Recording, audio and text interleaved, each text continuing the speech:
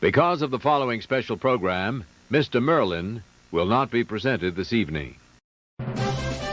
Word Balloon is brought to you by the League of Word Balloon Listeners. If you like comic books, then you definitely like comic art. Visit comicartfans.com to see original comic artworks and custom drawings that people have collected and posted online.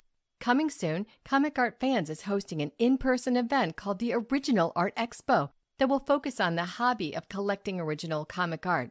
The Original Art Expo will be held at the Doubletree by Hilton Hotel in Orlando, Florida on January 26th through the 28th, 2024.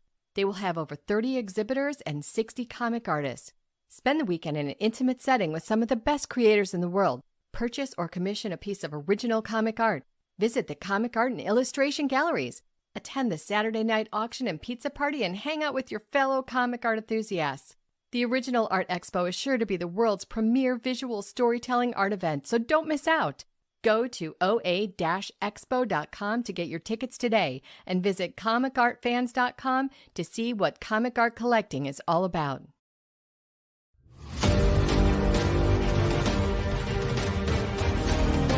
Hi, I'm Alex Ross.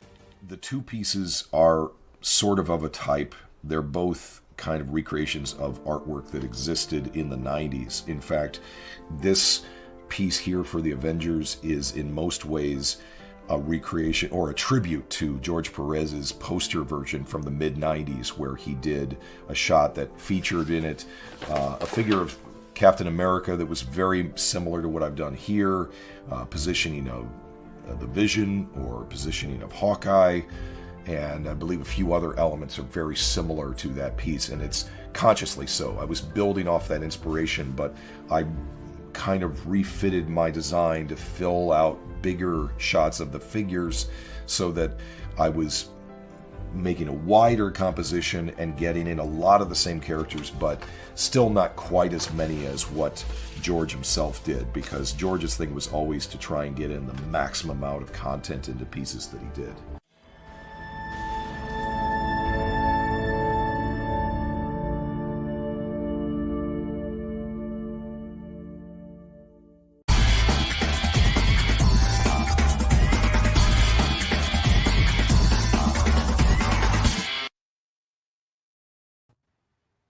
Welcome back, everybody. It's time again for Word Balloon, the comic book conversation show. John Suntress here, the men from Ghost Machine, join us today. We got Geoff, John. See you guys. Welcome. Good to see you. You too, John. Hey, Jay again. Hey, Geoff. I talk to Jay every day, so multiple times a day. I would imagine, Geoff, you're talking to a lot of these artists multiple times a day. You got a lot going on for Ghost Machine. Here's the big banner with so many of your characters, and let's talk. Jason, you've already got over your shoulder there, Rook. Do you mind grabbing it and showing it to everybody? I'll zoom in on you. Show the image. Yeah, it's a good image. Look at that, outstanding, man. Very cool. Did you see the book, John? The book's crazy. I mean, it's funny. Jay and I actually, not only do Jay and I talk every day, but we all talk to each other every day, like Gary and Brian and the whole crew. Like all of us are talking every day, which is what I think what makes this the most fun is we're doing it together as a team. We all work together and known each other a long time, but this is very different. Like building this business, and we've been doing. Jay, I mean, when did we start talking about this? It's been like, I keep saying it's almost been like 2 years, but it's probably been over a year. Yeah, a year and a half probably, like when we seriously started talking about forming our own company and like what that would look like and how could we make it different than everything else out there, both creatively and also, just business wise. Like how does it look? How do we support each other in the best way? Well, and you guys know from experience, obviously, working for the big two. And here I'm going to go down the rundown, I believe, of everyone that's been announced so far. It's yourself, Geoff, Brad Meltzer, Gary Frank, Brian Hitch, Francis Manipul, Pete Tomasi, Ivan Rice announced this weekend in Brazil at CXC, and pardon me, what was it? CCX. CCXP, yeah, huge convention. I was down there. It was awesome. Yeah, man, Jesus, that's all. Yeah, and it's so cool that Brazil is really into American comics, and of course, the guys. I mean, Yvonne and Rod Rice and Joe Prado. I mean, they immediately always come to mind as far as the Brazil guys that I know and everything. We just announced too Peter Snaberg, which is today. Peter Snaberg's joining the team, which is cool. So, and he's over in Denmark. So we're officially global. Jay's in the exotic backwoods of Ontario, Canada. That's awesome, man. It's like those old global, like whatever cool. the country is. You see the arrows. We're gonna have like Jay. We should get a map and then put like that'd be really cool. Put a map in one of the books and put like this is where we all are, because it's so interesting to look at the company. And now that we have Zoom like this, like or whatever this is called, StreamYard, the new whatever you use. But we have things like this. We can actually work and be face to face and talk. Like we have Ghost Machine has a hub in LA. There's like 7 of us, 7 of us here, and Lamont and Maytal are also their TV writers and producers as well. So they're here, and screenwriters. So we've got a hub in LA, but otherwise we're global. We're in Brazil, Canada, Italy, England, Denmark, and we're going to just probably keep growing. Like we actually have, we're going to have another beachhead far away from here soon, which we can't talk about yet. But. Okay, that's cool. Well, tell me, first tell me about the book. Tell me about Rook and what you guys want to do with it and what the premises of that, and then we'll get into the macro of Ghost Machine. I mean, as you know, Geoff, I asked for the trade for Junkyard Joe, nice.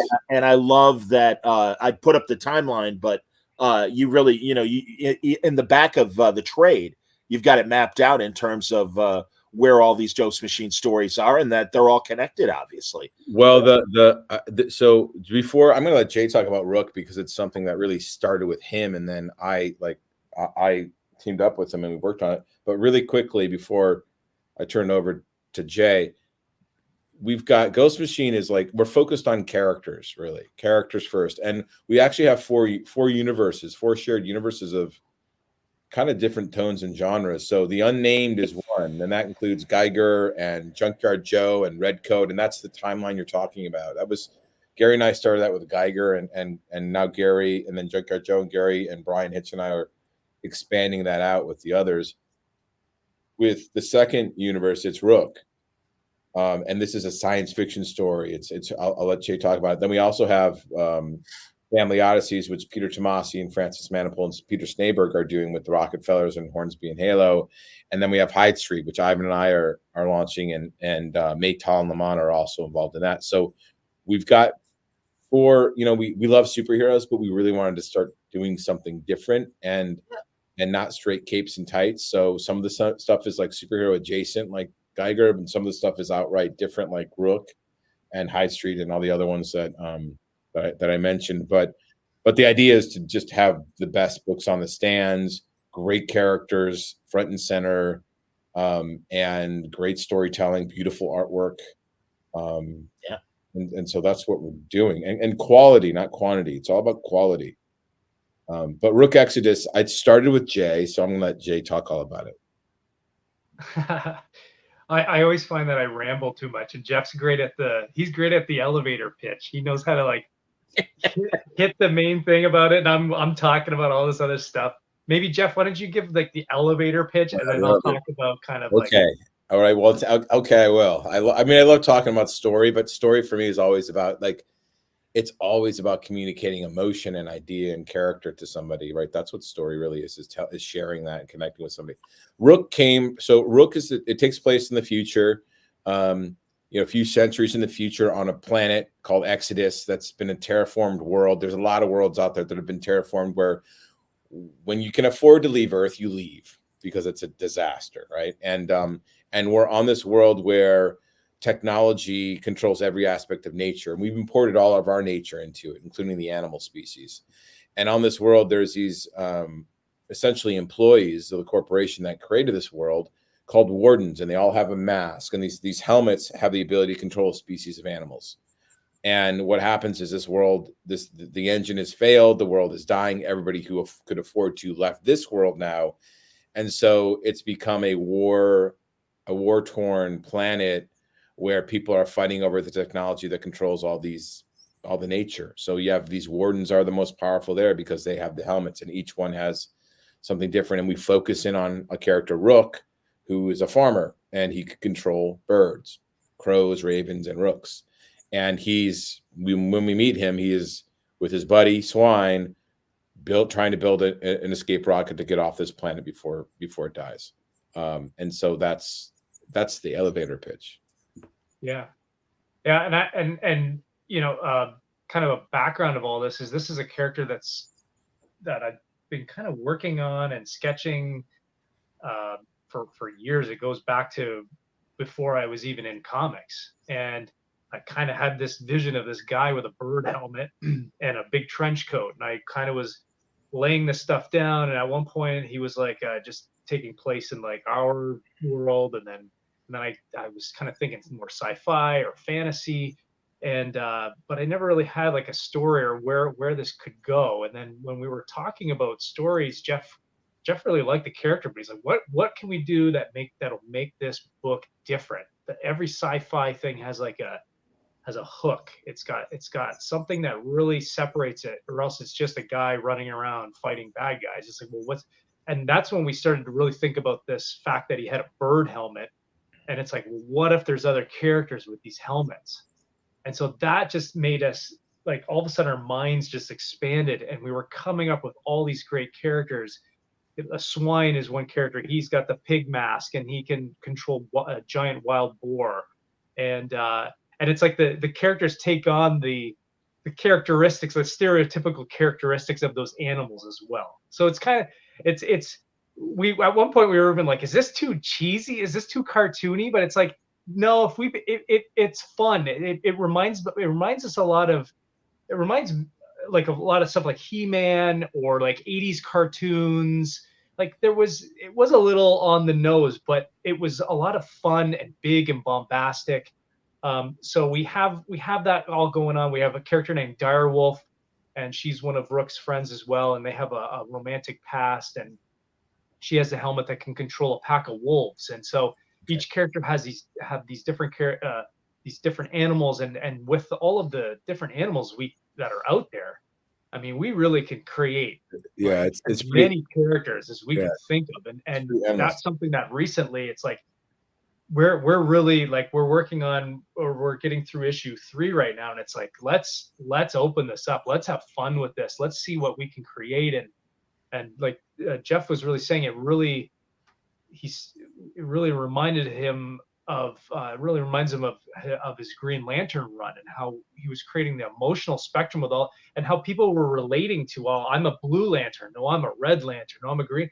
It's like we kind of want to figure that out with this, where we hope that people will be like, well, I'm like Rook, or I'm like a Direwolf, or I'm like Swine, or I'm like this character or that character, and really start to get behind some of these characters and their attitudes and who they are as people and what they represent as animals. And I think too, like one of the important things is that you have this great, the reason it reminds me of Green Lantern isn't just because there's a lot of characters and a big epic space saga, but also it's the emotional story, because thematically it's cool to have guys with helmets that can control animals, but that's cool visually. But the story is really about the nature and technology and that conflict we have, humanity's relationship with nature, because right now we control every aspect of it, right? We want to control every aspect of it. Everything we do, we're trying to control every aspect of nature. And this takes it to the maximum. And look what's happened, by the way, right? Once mankind does. What we wanted to do is we tell the story, okay, Earth is in shambles. We're going to start over on this pristine world. Then that world has problems. And now the technology that we've used to create and control this world is the most valuable thing on the planet, because it gives people power. But what do you do with that power? What's your relationship with nature? What is the you know, what is your responsibility as a person to the environment around you, to nature around you. With Rook, he just wants to get off that world and go to another one. He wants to turn his back on the dying place and just start over again for the second time. And the story, it's big and bombastic and fun characters to be with. Like the story in Ghost Machine #1 in January really sets the stage, I think, for the tone of it and the scope of it.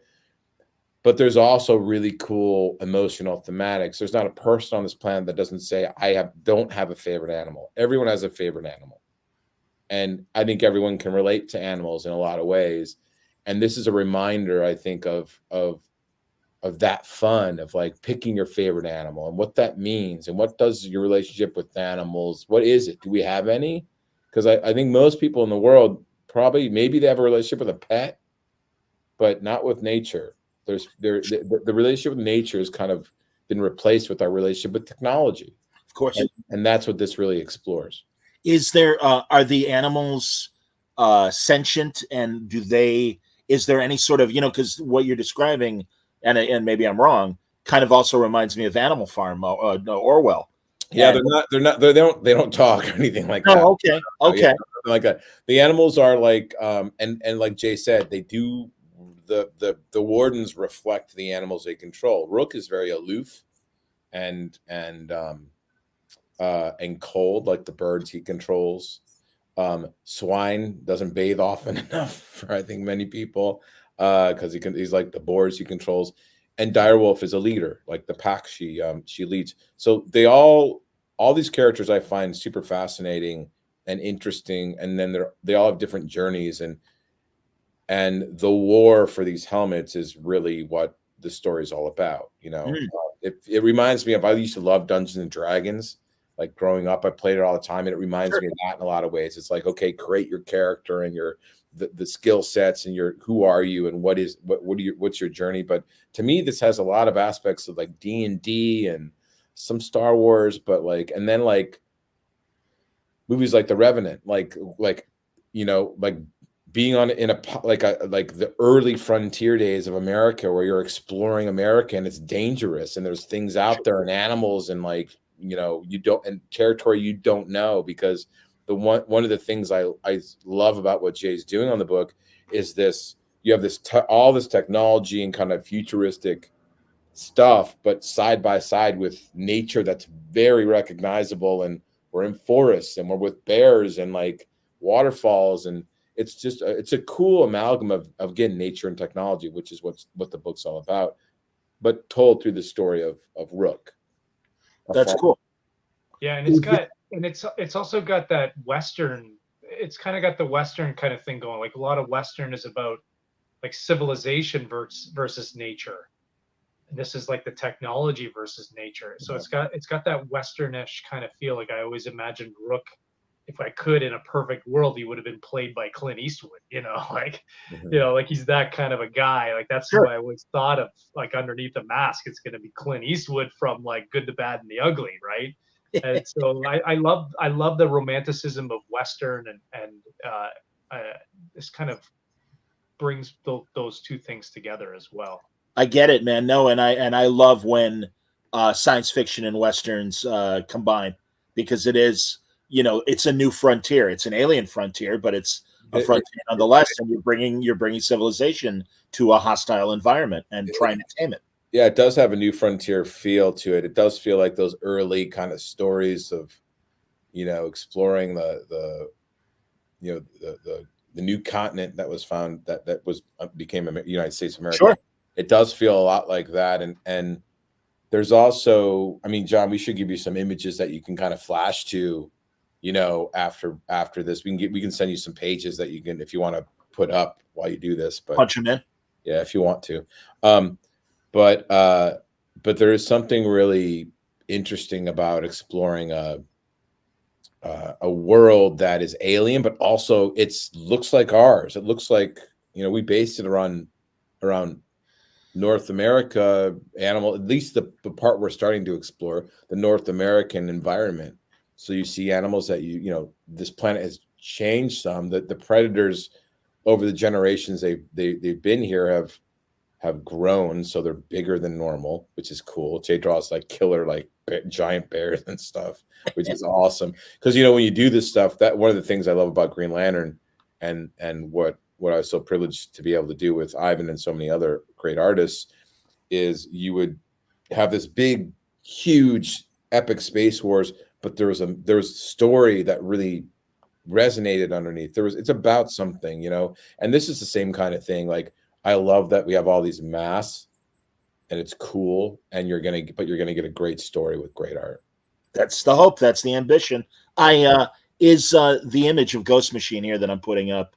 Does this represent all the 4 quadrants of? Oh no, that only represents 2. That you've got Rook and Direwolf on the right there, and then you've got on the left, well, in the center, Geiger, his dog, 2-headed dog Barney, one of my favorite characters from Ghost Machine, and Junkyard Joe and Redcoat, who are in the unnamed. So that's right. Only 2 of the universes. We've got a gigantic piece that it's a 3-part cover that Ivan's doing right now that has a lot of the. I mean, he's doing, like, it's got Hyde Street characters and Rockefellers and Rook and unnamed, and he's doing a 3-part cover for our April launch. That's great. Really cool. Yeah, that's excellent. Well, obviously I'm going to bug you guys in April then to cool. Come back and talk more about this. No, man, seriously, Geoff, I'm really glad that you're assembling all these collaborators, you and Pete, obviously Tomasi from a writing standpoint, but all the artists too that again, and then Brad too, but some of my favorite people that among your group and everything, Brad, Mitch, and Francis, and this is great, and I know you've done wonderful work with them in the past, and it's great too that, as you say, you're stepping away from superheroes. DC and Marvel has that covered. That's fine. Yeah. And so and other Jay are available, And Jay and I, honestly, like, Jay and I, we love it. Like, we got to do Batman 3 Jokers, but once you do something like Batman 3 Jokers, which we're really proud of, and it continues to kind of sell and trade. It's a story that, like, once you do Batman 3 Jokers, you're like, okay, what else? Like, I didn't do Batman. I didn't do a Batman Joker story my whole life, my whole career. I was waiting because I'm like, it's Batman Joker already cool. It's got to be the right story. Otherwise, what am I bringing to it? And when Jay and I hooked up for 3 Jokers, and it turned into an exploration about trauma and scars and healing, there we go.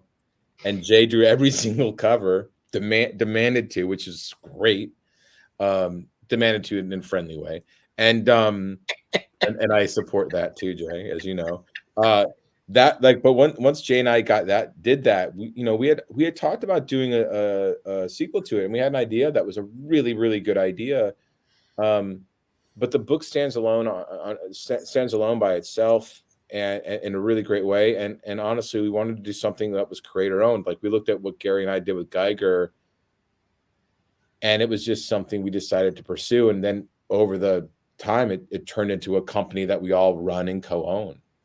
Jay and I and everybody else co-own this company and co-own everything we do. Like, all the guys co-own Rook with us. That's excellent. No, and again, having worked for the big 2 and stuff, it's great that you guys are in a position to start this company. Now, you say, and it's funny, you say that obviously playing Dungeons and Dragons influenced Rook. Beyond comics, do you think down the line you might want to do an RPG of Rook and everything? Jay and I talk about RPG of Rook all the time. Yeah, we think it'd be a great RPG because we want to play it. Like, we want to play it right now. There's characters we've got, and we got to send you this one image from Ghost Machine 1, which is like all the helmets, and it's like choose your animal. It's really cool. And I look at that, I'm like, I want to make that character right now, and I want to find a dungeon master and start playing that game. It gets me excited because it's so different, even though it's familiar in the RPG world. I feel like Rook Exodus is so unique, and when I see the characters, I want to play it. So yeah, Jay and I really want to eventually have an RPG, build an RPG. That would just be fun to do. We've talked a lot about it already. That's great, Jason. I'm glad Geoff mentioned 3 Jokers. Obviously, I was ready with images. I'm if you guys don't mind for a moment, I really do want to talk about that story in particular. Because first of all, Geoff, the notion of having 3 that's my apartment building. Somebody's buzzing in. I'm sure it's Amazon delivering something. Hopefully But, it's comics. The notion of 3 different Jokers.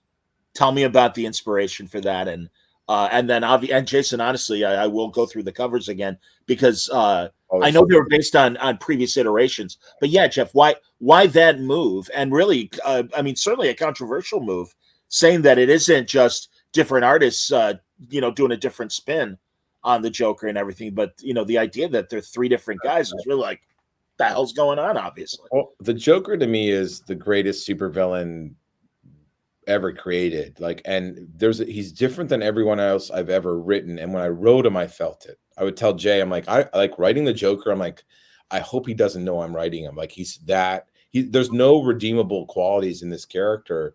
And often I tend to like go towards or be gravitated towards villains like Sinestro or Black Adam or Captain Cold, villains that have some kind of redeemable quality to them. Like Sinestro at least has honor, and he was once a good guy, and he and Hal are friends. And with Captain Cold, there was a kind of honor among thieves with the rogues. And Black Adam, he had so much trauma and tragedy and loss in his life with his family being killed twice that you understood his brutality.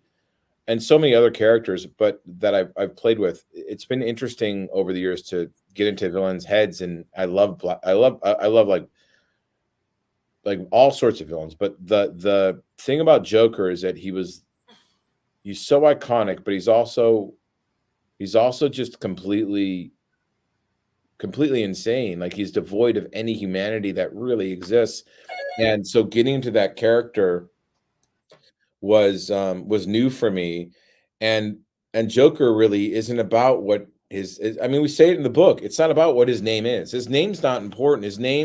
What his name is isn't going to change anything about that character. It's not going to reveal anything new to who that character is. The Joker is more of an idea. He exists to hurt Batman and those he loves. He exists to create chaos. He exists to just be a force of evil, like pure evil. I think he is a pure evil character.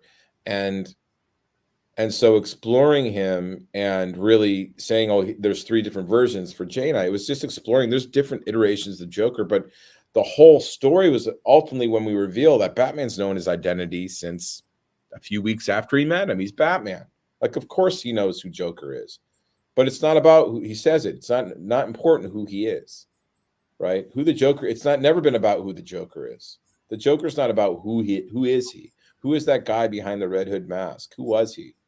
Because the Joker is beyond identity. The Joker is an idea. Like, the Joker is a force. And so ultimately, when we did saying there's 3 versions, it was a cool mystery, right? It's a cool mystery, and it's an exploration of identity. And then looking at Bruce and Barbara and Jason, and each one of them experiencing horrible trauma from the Joker, and each one having their own, because I think you have your own version of the Joker, of a nightmare. It's a metaphor, right? That's my Joker. Like, if I'm going to imagine the greatest fear I have, it's this version of the Joker. And Barbara's was this version, and Bruce's was this version. So it all was about trauma and pain and the idea of what the Joker really represents, which is just chaos. So that's why it was like, let's explore the identity of the Joker, the 3 different Jokers, is that the Joker is just bigger than, I think he's just bigger than one person. Jason, coming up with, because I remember in when Batman sits in the Mobius chair and he first discovers there are 3 Jokers, and then we get it fleshed out, and there's that wonderful image in the Batcave.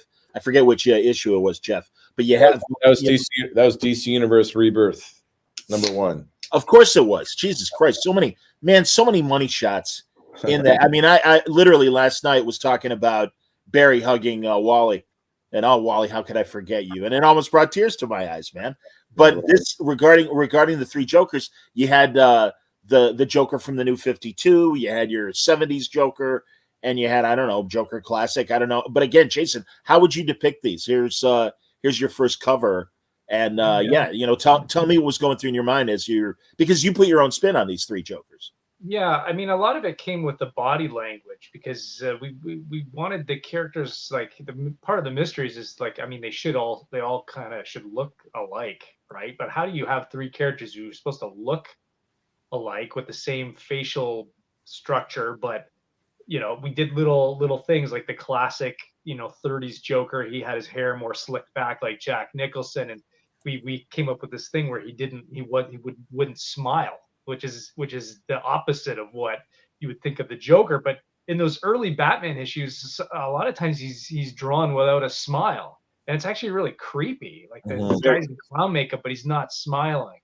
And so and we played with the body language that came out of some of those early comics. And then you got the clown Joker, and he's very flamboyant in the way that he's doing things. He's throwing fish, at people, and having jokerizing sharks and all this kind of stuff. And that kind of played up to the Cesar Romero and also the comic book. It was more based on the comic book stuff, but I grew up watching the 66 show a lot in reruns when I was a kid after school. And so, I like to play. I played up to that a little bit. And then you got your Brian Boland, Killing Joke Joker.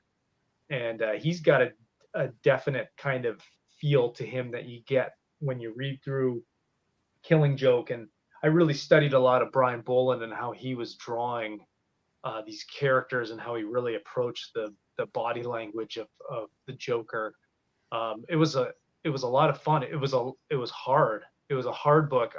I would say that Three Jokers was harder than drawing Justice League, but Rook is harder than drawing all of that. Well, yeah, because it's all you world building. Yeah, it's because it's world building. There's a lot of it's interesting though.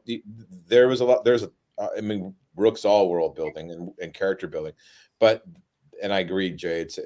That's why it's tougher, because it's that. But Three Jokers, one of the things I think Jay's an artist that, and people know it because from his work, it's in his work, is he's so dedicated to the work and to making it as perfect as it can possibly be in his mind, because it always is.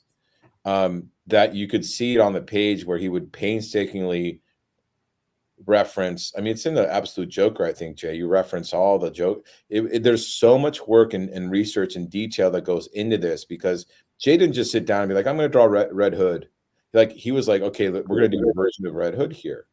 We're going to do a version of Barbara Gordon here. We're going to do, I'm going to do, go back in and put, John, are you there? Did we lose him? Yeah, might have. We lost him. We'll just wait. There he is. No, keep going. It's all good. Sorry, boys. There's I think I got to buy a new camera soon. But yeah, I apologize. Keep going. Excuse me. Okay, good. Anyway, Jay's work, his storytelling, his detail, the research he puts into it, the effort he puts into it, it's meticulous, right? There's very few artists that are as you look at his line work, and every line is meticulously labored over. And I know this from talking to Jay, right? He just puts he wants it to be as good as it possibly can be in his mind, because it's always good.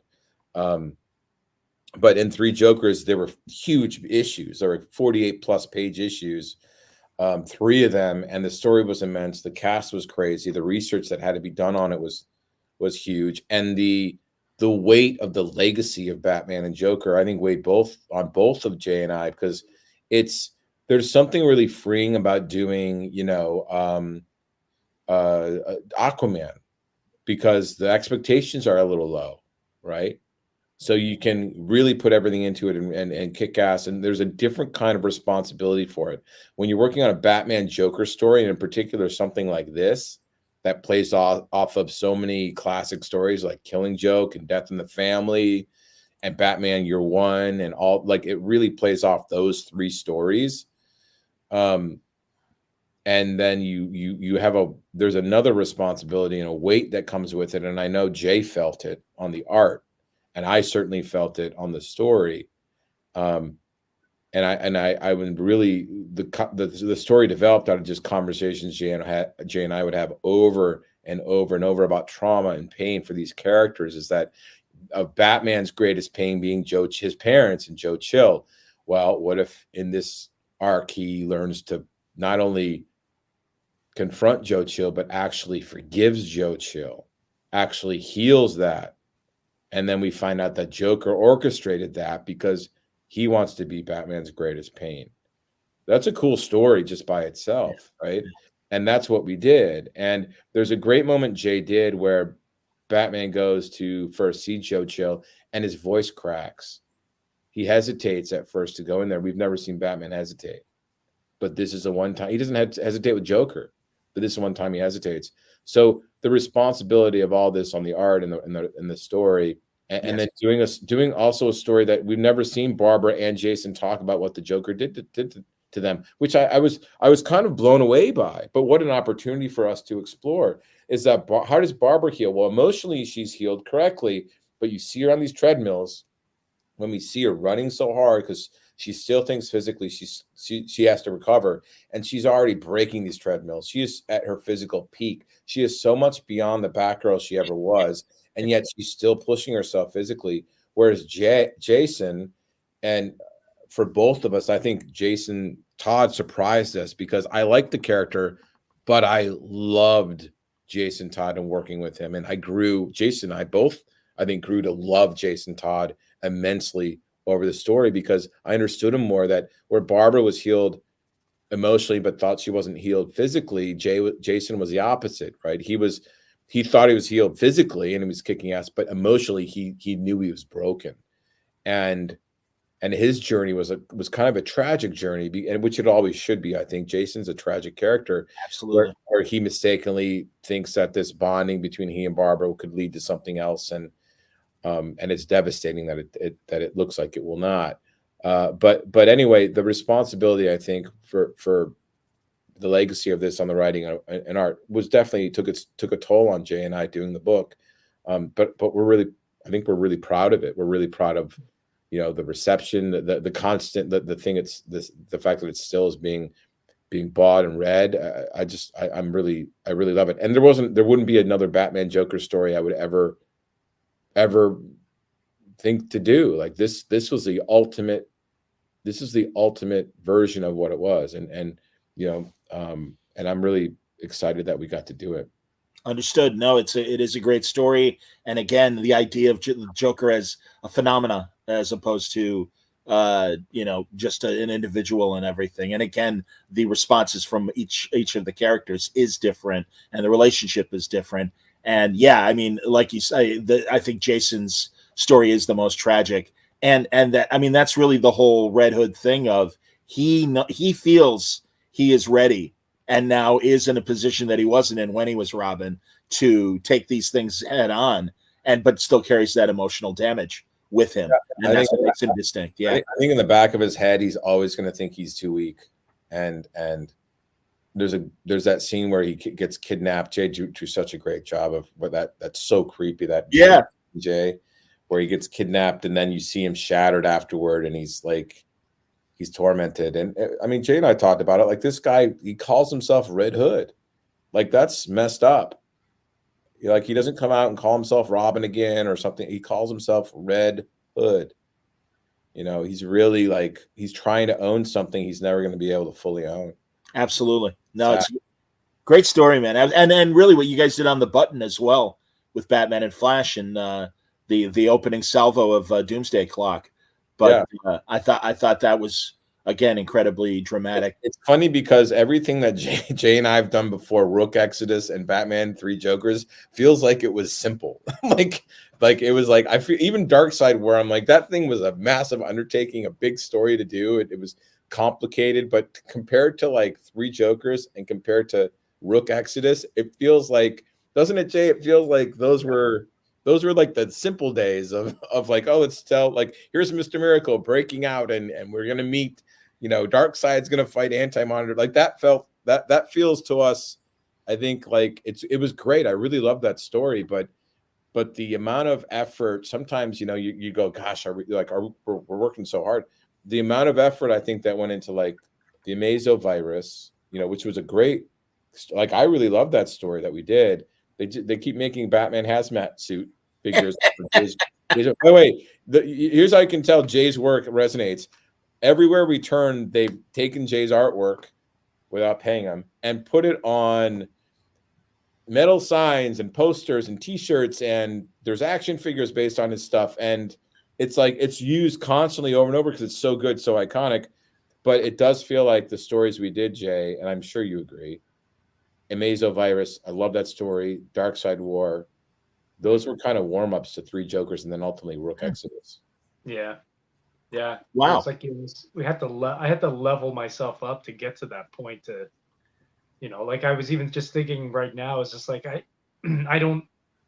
still like Three Jokers. It's like the like you said, the weight on your shoulders of like this legacy and all this kind of stuff, and you want to do your best. It's like I wouldn't have been able to do that 5 years before that, or even 2 years before that. It had to happen when it happened, because I went through the trials of working through my art style and growing as an artist, and going through Dark Side War, and working at like on a team book, which was totally different than working on like Detective Comics.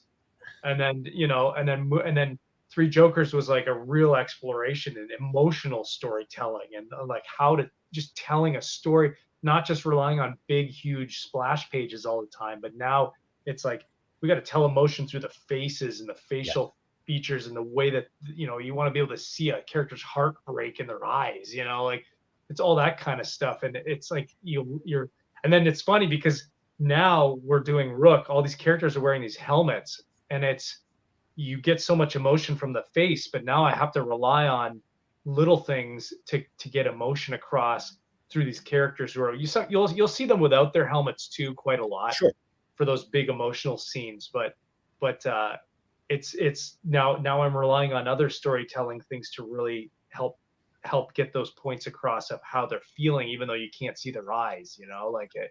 So it's, again, it's like all these things, they all compounded. Geoff and I always say, like, everything kind of happens when it's supposed to happen, and Three Jokers happened when it was supposed to happen, and now Rook is happening when it's supposed to happen, and we're here at this time because that's I believe we've been prepared for this, and this is where our journey goes from here with Ghost Machine and all of that stuff that we did before DC. It was an honor to work on those characters. Like it was my dream, and Geoff's dream too, to work on these characters, and to be able to say that we did a Batman story and a Justice League story that's going to resonate with people for years to come is a great joy, but now we're taking it to the next level. It's like, it's like myself personally, I look at like Todd McFarlane and Mike Mignola. I see that I got some Spawn stuff and the Hellboy figure, and it's like after a while my desire changed from I just want to work on Batman to I want to create something of my own, something new, something exciting that maybe the next generation of kids will fall in love with through comic books. And that's kind of where our new kind of goal is with Ghost Machine. It's let's take all that experience, now let's make some really cool stuff that the next generation and readers, current readers, will also enjoy. And let's do something cool and new and fun and exciting. So I agree with you. Like we couldn't have, Batman Three Jokers happened the way it happened because we were ready for it. Same with Dark Side War, same with and Rook and Ghost Machine and Rook Exodus. Ghost Machine was completely organic for everybody, just because we started having these creative desires and business desires, and it just kind of grew. It just happened. It wasn't like we just like, oh, one day we're going to do that. I never thought about forming a company with other creators. It's never crossed my mind until, a couple of years ago when we started talking about this. And then it just kind of came. It feels like it came together quickly, but it didn't. It took a long, long time for us to really build it right. Well, I'm glad you guys are thinking this way, because truly it's been my observation doing Word Balloon as long as I have, to see the not only the Mignolas and certainly the McFarlanes, but Kirkman, and I think back, Jesus, now it's been 14 years ago since Kirkman did what he called his manifesto, kind of telling everybody, hey, make your own stuff and everything. I'm glad you mentioned some of these other things, because the designs as well, and I know you guys, and you're stressing this, that it's character and story first. But I Yeah. do know too that toyetically, creating things that can be made into action figure statues and stuff, and it certainly sounds like, and based on the image here again of what you're doing with Rook and everything, that all of these characters would make excellent toys. Yeah, I mean, look, it'd be great to have like Batman and Stormtrooper right behind Jay. There'd be great to have a Rook statue next to it. Like our hope is that these characters resonate. People want to, they fall in love with them the same way they do the other characters. And Jay's already got. Do you have that design, the 3D helmet there, Jay? Yeah. Oh, that'd be great to see. Yeah, he's got the 3D helmet there. Oh, hold on, zooming in. It's super cool. Look at that. Fantastic. There you go. Outstanding, man. It already looks awesome. No, that's a great design. That's fantastic. Great design. It was funny when Gary did that big spread of the characters. He was like, "Oh my God, Jay, how are you drawing this every panel? It's so detailed." Yeah. And I know we're up against the clock, Geoff, and I want to get you out comfortably. All right, now I'm going to make you promise me that we're going to be able to talk about Justice Society a little bit later, if that's okay. Sure. Because again, listen, man, I'm thrilled that you guys are doing this, and I want to, help you guys get the word out. So I'm happy to do this and everything. But yeah, no, sure. And Jason, if you don't mind, I'll make you stick around a little bit longer and ask about a few more questions about Rook and other things. But no, Geoff, this is great that you're doing it. I think it's we're all very. Oh, no, fear not. Oh yeah, I'm back. It's all right. Again, it's my stupid. There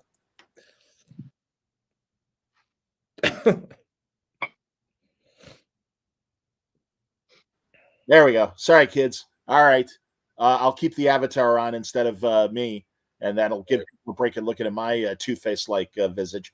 But I'm really excited for you guys, and I'm glad you're doing this. And again, you got top people. The time is right, as you're saying, to make your own stuff, and you, I mean, really, from a crass business standpoint, profit from it. But no, you guys got more to say than just Justice League, Batman, and the like. So I think, John, too, like one of the things that for me is so exciting, even reading Ghost Machine #1, because it has all these stories of all the books and characters in there, is that it's new and that you can just pick this up without having to read anything, and you meet these characters and you're on a journey with these characters at the very beginning without saying, oh, this is a reboot or this is another version of.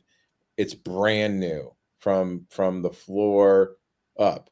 And so that to me is exciting because we haven't had like really brand new stuff together. Like we have books, of course, all the time, but you haven't have like holistically something brand new presented to us that you can come in and like, oh, I want to check that out or check that out or check that out. And that's really exciting, is that this is the ground floor of something. Fantastic, man. All right, I'm going to let you go, Geoff, because I know you're up against the clock. Jason and I will continue the conversation. Have fun, Jay. Tell them all our secrets. All right, thanks. See you guys. Thanks, Geoff. Take it easy, man. Have a good one. There you go. My God, I've been talking to that guy for 18 years, Jay. So you can, it's always great. But no, this is a great chance for you and I to talk now. And if you have a few more minutes, if you don't mind. Yeah, for sure. All right, excellent, man. I was saying off the air, Soulfire, and your work at Aspen with JT Kroll. I know that was your first gig.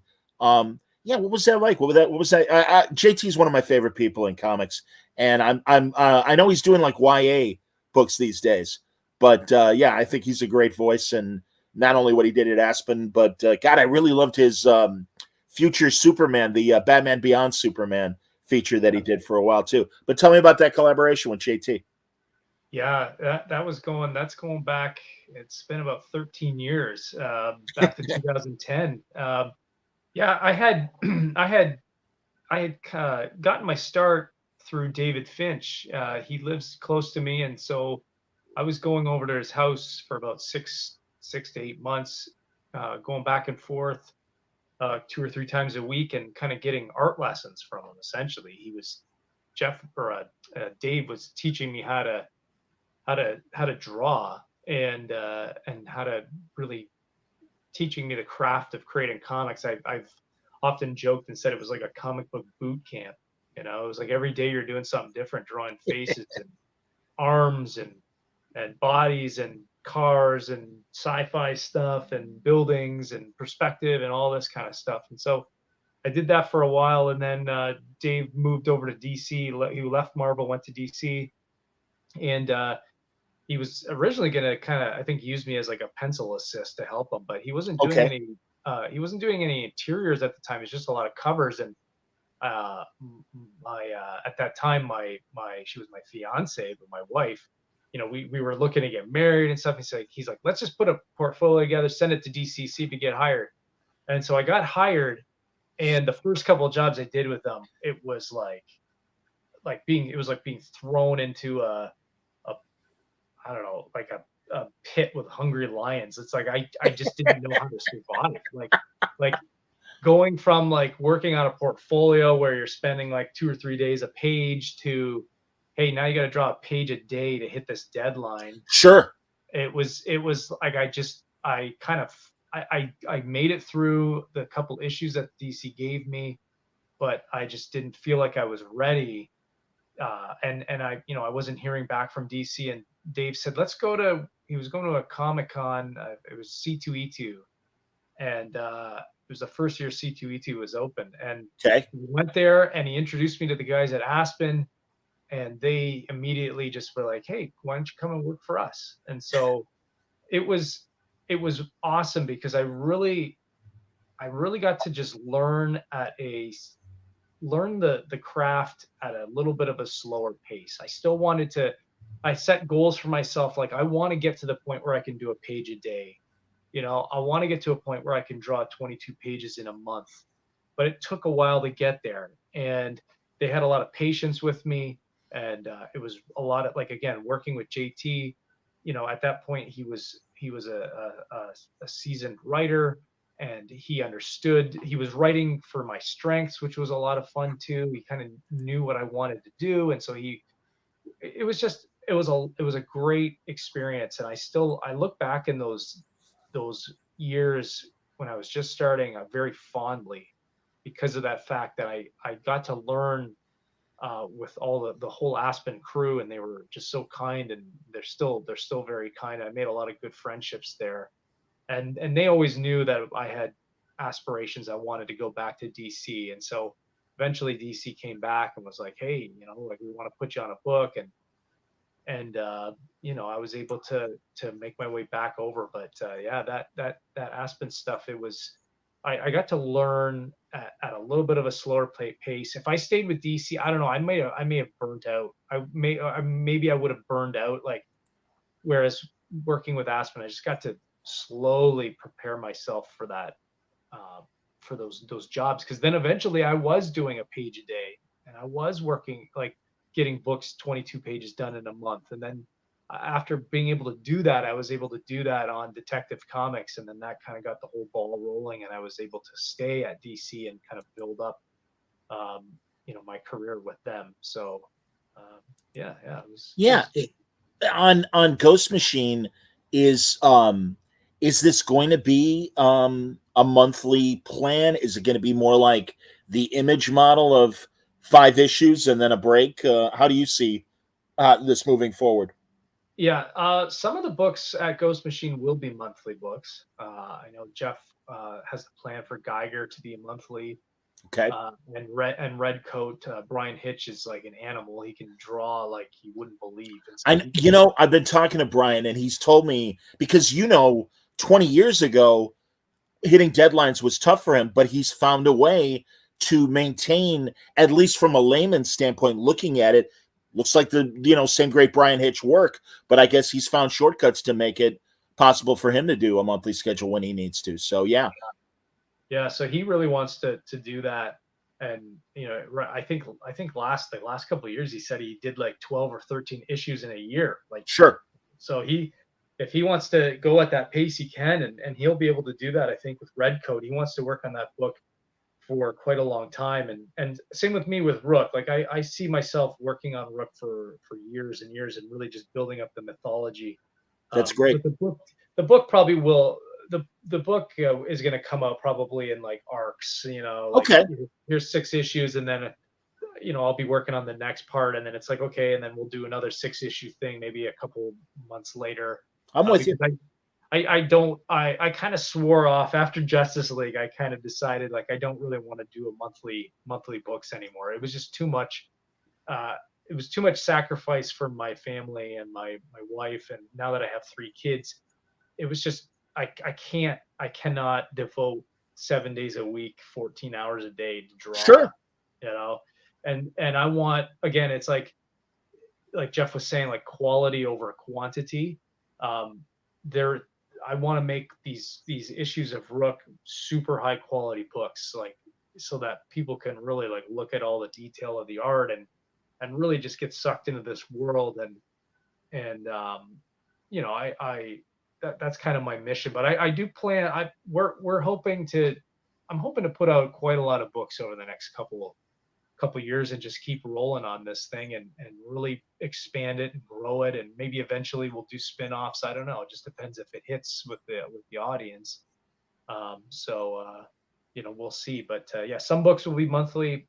Some books will be more like mini series. But we're gonna see if we can get quite a lot of them out. I don't want giant gaps between the different story arcs. But yeah, it takes a lot of work. Like I was saying, I kind of jokingly said this is the hardest thing I've ever drawn, and it truly is, because literally every single thing in this universe, in this world, I have to figure out, because it takes place in the future. So it's like if Geoff writes, like there's a scene in one of the issues where they go to this base that's in an old hydroelectric dam on a waterfall. And it's like, well, okay, I know what that looks like in today's world, but what does that look like in a science fiction world where nature has kind of taken over? And Geoff will write something like, they've built a city or a town along the mountains and the hills around. It's like now you got to really think about these things, and how do you just, it's not just, you don't just whip something up. You got to really think about, like, well, what would this town look like? How would they design their buildings? And everything's animal themed too. So it's like I'm really trying to think about basic shapes of some of these animals. And it's like, well, if Rook's got a really cool truck that he drives around. It's kind of like a big monster truck mixed with a spaceship kind of looking thing.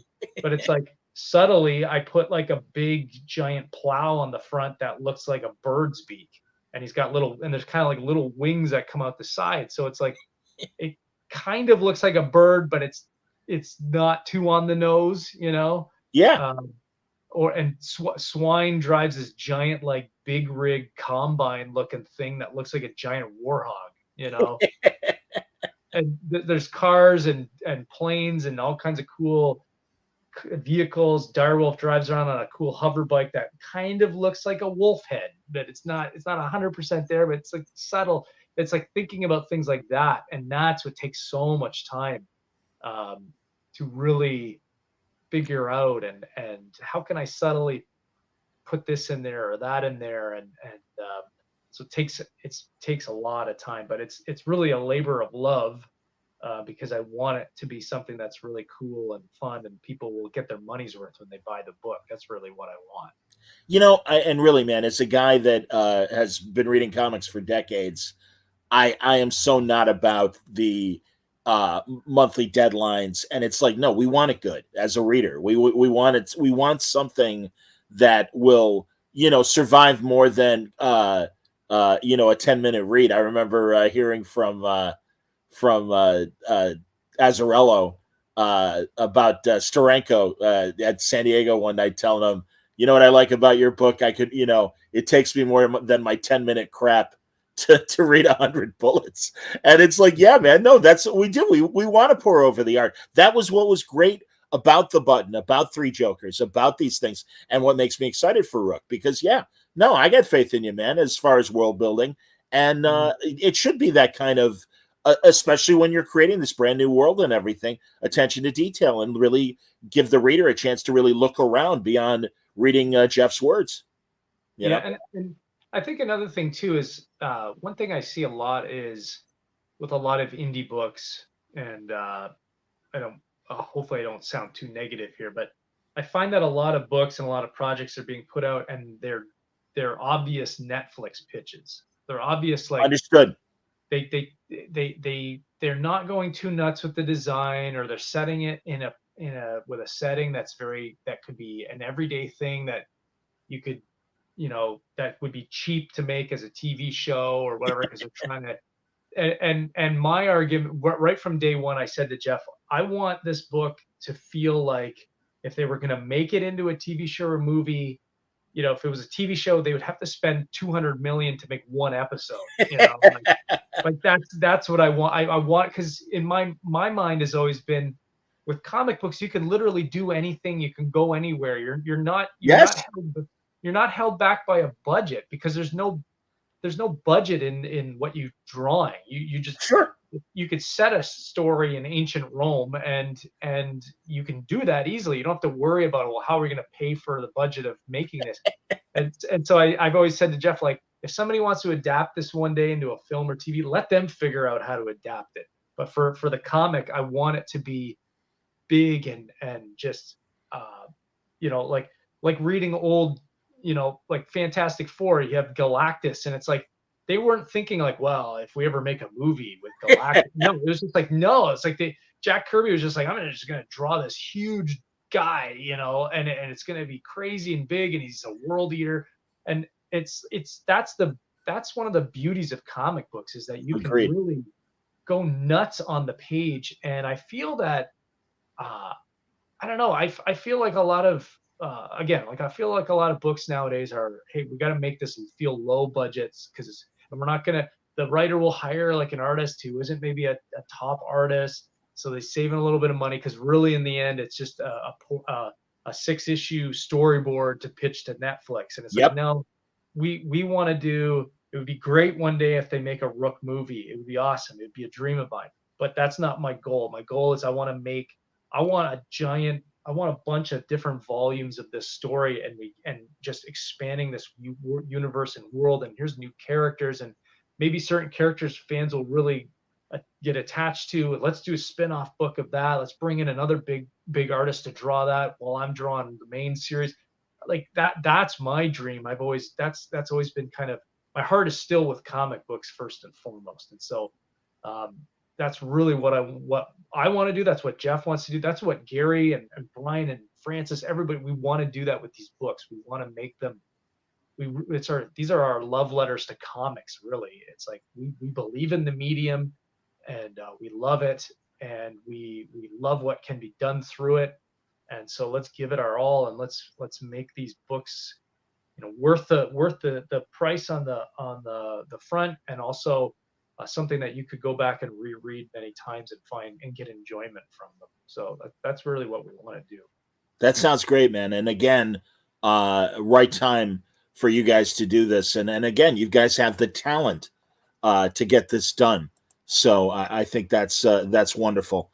I really, Jason, again, I'm a big fan. I've enjoyed so much of what you've done. The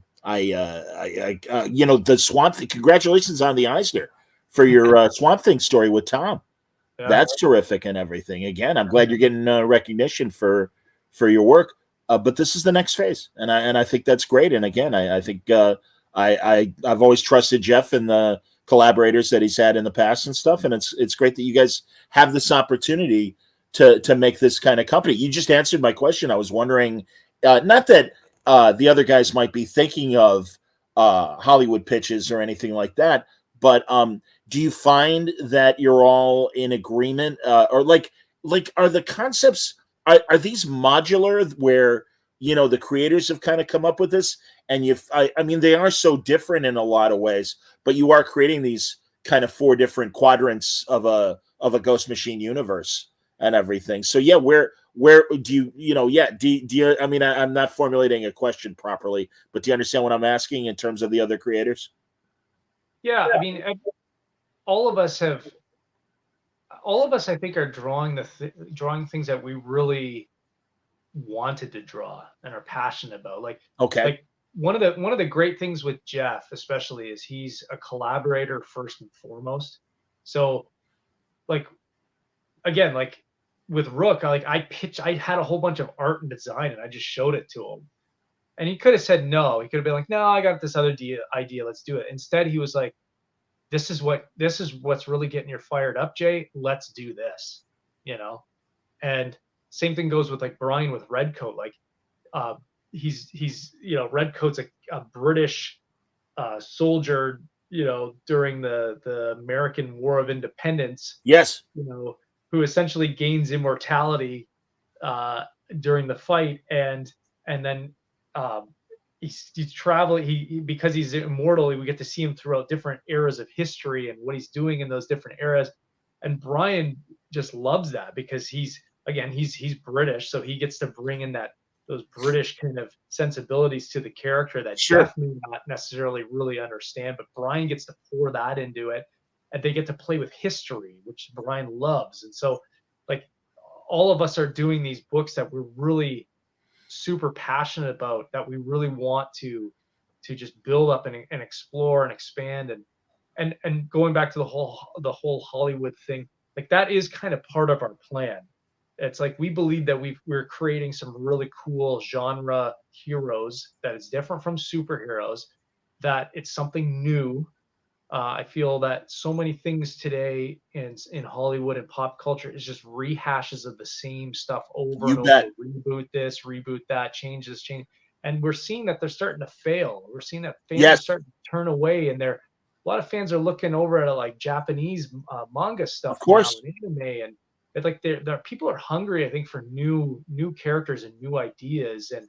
And so we want to focus on the comics first and make these comics successes on their own, but we're hoping eventually that will translate into us making TV, film, and movies and whatnot with these characters. And the cool thing about owning these characters and the way that we're set up our company is that when we do transition into those things, we will also have control of those things within the Hollywood realm. Sure. Because of guys like Geoff and the others on our team who have had so much experience within Hollywood, we're going to be able to make the right kind of deals where we are shepherding our characters with the right teams, with the right studios and whatnot, to then produce the best top quality product that we can. If the comics are going to be top quality, we want the TV, the films, the video games, whatever, to be top quality as well. And that's something that we're hoping we'll be able to explore. But we also know, and this is something that's hard. It's been a little hard to change my mindset, because like when you're working on Batman, you put out a Batman thing, it's going to sell well because everybody knows who Batman is. Yeah. But we're now trying to introduce brand new concepts and characters. And Yeah. one of the things we've been saying to each other is, look, if we don't sell insane high numbers with issue ones of these, let's not get bummed out. Let's stay the course. This is a long game. We want to build up a fan base with these characters over a long term. And we're hoping that the sales that we have on issues 1, 2, 3, 4, maybe within a year, maybe within 2 years, we'll maybe double those numbers. We'll start bringing in more people into reading these books as we get trades out and as we build out these characters. And for me, I think this is really exciting for fans if they can get in on this now, because you're starting at the beginning. It'd be like I was too young when Spawn and all the Image stuff came out. I was Sure. I was like 7 or 8 years old at that point in time. But I keep thinking, like, it would have been so cool to be even like a 12 or 13-year-old at that time, going to a comic shop and buying Spawn #1 and getting in on the ground floor. Absolutely. Or even like going back further, like getting in on X-Men or all of the classic books. So it's Absolutely. like this is an opportunity for people to jump in at the beginning here and kind of grow see these characters and see these worlds expand and grow as we go. And also with today's kind of world with YouTube and Instagram and social media, have their say in this stuff too. Like, I think that's really cool. Like if fans are really responding to something, we'll give them more of that, because that's what they want, and that's something that sometimes you can't really do when you're working at the big two. It's like everything's focused on certain things and certain characters, and you Sure. can't go here with this character, you can't go there with that character. But we can with all of the stuff that we're creating. So, Is again, there it's just an regard awesome opportunity, regarding connecting with your audience? And I should mention to follow Ghost Machine on social media at Ghost Machine Pro is your handle on I'm assuming Instagram and X and the like. Are you going to have anything like a Discord where fans can speak to you directly?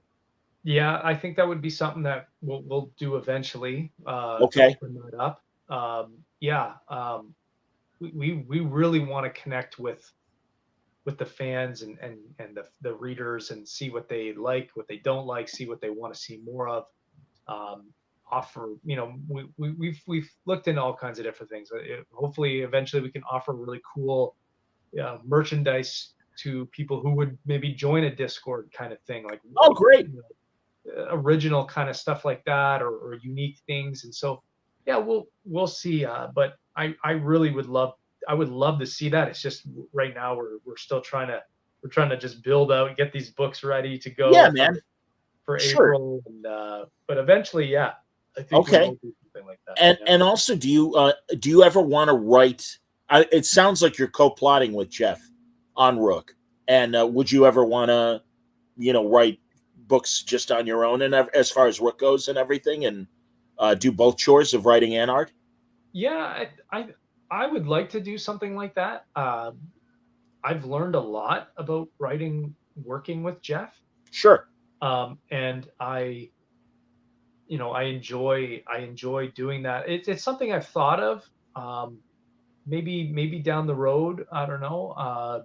But for now, I love the collaboration, and the it's neat, because, like, I mean, I'll pitch Geoff ideas, and sometimes you think, I'm pitching him an idea and I think it's really cool, and he may like it too. But it's interesting to hear from a writer's perspective, him saying things like, well, that's a really cool idea, it's big and it's epic, but what's the emotional core of it? How does the character take that situation, and how is he going to become and learn and grow from that, Gotcha. and I'm just thinking about a cool visual, a big cool film.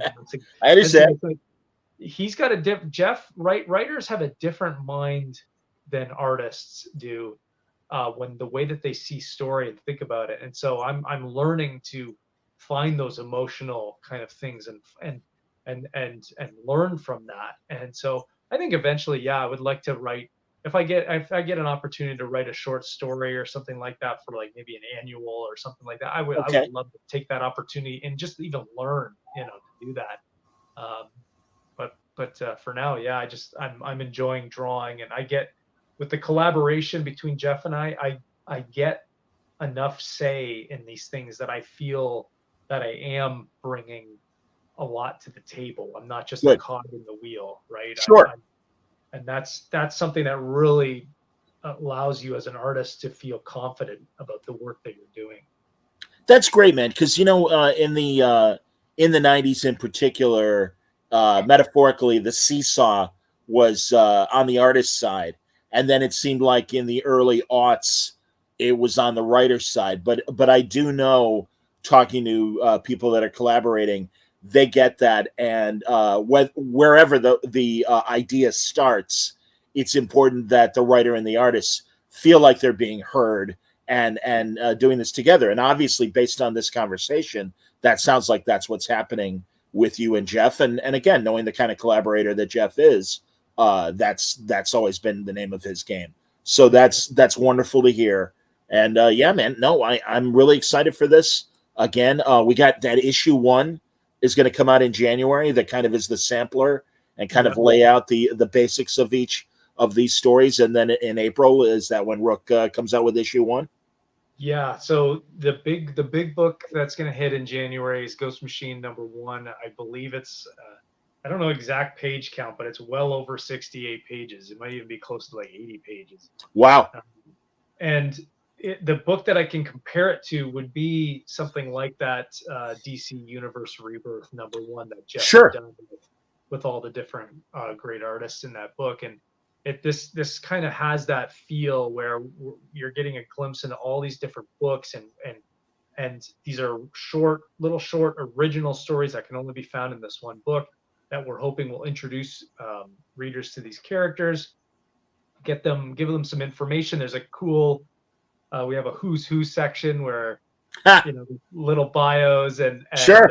stats and all this kind of stuff. Yeah. And some cool art, and just, so that the reader can come in and just immerse themselves in these characters, get introduced to these new worlds, and they're really like going to the from the art perspective. It's like you got Gary and Brian and myself who draw lots of lines and shadows and grittiness, and then you got Francis Manipool, very expressive, cartoony, bright colors.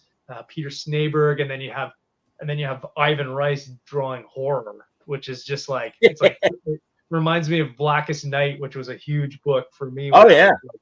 And it's just like you can get a huge smorgasbord of different artists and just beautiful, high quality art, great stories from Peter and Geoff, and it's just, I don't know, it's a really great intro book. We're hoping that people will pick that one up in January, and then all the Rook, Redcoat, and Geiger will launch in April 2024.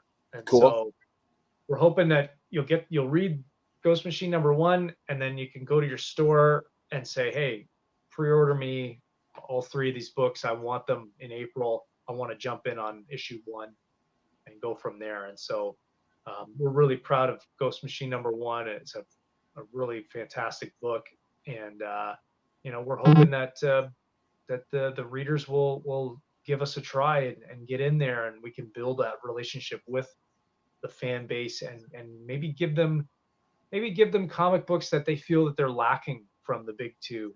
Yeah.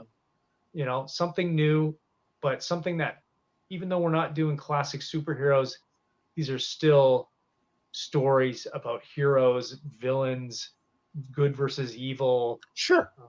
But also some personal stuff that these heroes are going through, and different things that they're fighting with internally, but with great art, the kind of art that you want to see in comic books, and we feel we have the full package, and we're just hoping that people will jump on board. That sounds great, man. Ghost Machine #1. Kat backstage tells us it's 64 pages, so that's great to hear. And that's coming in January. And as Jay said, the first wave of Ghost Machine books will be coming our way in April. So great to hear. So many great creators. Again, the big announcement that Peter Snaberg has joined the Ghost Machine Collective. And if you missed the news this weekend, Ivan Rice also joining Ghost Machine. So it's a hell of a lineup, man. Again, Hitch, Manipal, Peter Tomasi, Brad Meltzer, so many wonderful creators. And again, we've loved your guys' all books for so many years, and I'm glad you guys are doing something original. It's going to be exciting with Ghost Machine. So congratulations, man. Awesome. I keep joking and saying, like, who are we going to snipe from DC or Marvel next? What next? What big A+ creator are we going to get next? So lots of exciting stuff in the future, that's for sure. That's terrific. Jay, you got to come back, because I still want to go over greatest hits with you at some point. So hopefully we'll make that happen as well. Yeah. Maybe we'll do it. We'll do it in around April, when all this stuff is coming out. That would be great. Talk about that then. Yeah, absolutely. And I love and listen, I like when teams come on, but I'm glad you stuck around, because we've never really spoken before, and it gave me an opportunity to ask you some questions directly. I always feel like someone's going to get short shrift when it's a writer and artist and stuff. I know my last conversation with Graham Morrison, they brought in God damn it, the guy that he and I love him. Shame on me. The artist on Green Lantern with him. Yeah, Liam Sharp, of course. And you know, and again, I love Liam, but it was like, all right, I want to make sure that I'm asking enough questions for, in this case, with you, enough for you, but also with Liam and stuff. And it's like, oh, I could talk to both of these guys for 3 hours on their own and everything. So no, we got to make a solo talk happen. Mike Cotton, if you're listening, that's what's got to happen. Cat, you're backstage. So yeah, man, I want some more solo creators. But no, man, I gotta catch up with Tomasi, gotta catch up with Manipul and Hitch and everybody that's involved. So yeah, that's great. Well, dude, honestly, my pleasure. Oh, Cat's like, noted. All right, good deal. No, man, thanks again for talking today. And Cat, thanks very much for helping set this all up. We're all excited for Ghost Machine debuting in January with the 64-page special to give us a taste of what to expect from Ghost Machine and all these great collaborators. So thank you very much, Jason. Awesome. Thanks, John. This was great. My pleasure. Everybody, thanks a lot. Later tonight, we're going to do our sci-fi review show. We'll be talking about the latest episodes of Monarch and Doctor Who and Quantum Leap and For All Mankind, some of my favorite current sci-fi TV out there. And look for that tonight at, I'm doing my time zone math. I believe that's 9 p.m. or 8 p.m. Eastern. So look for that. Until next time, everybody, stay safe, stay happy, stay healthy.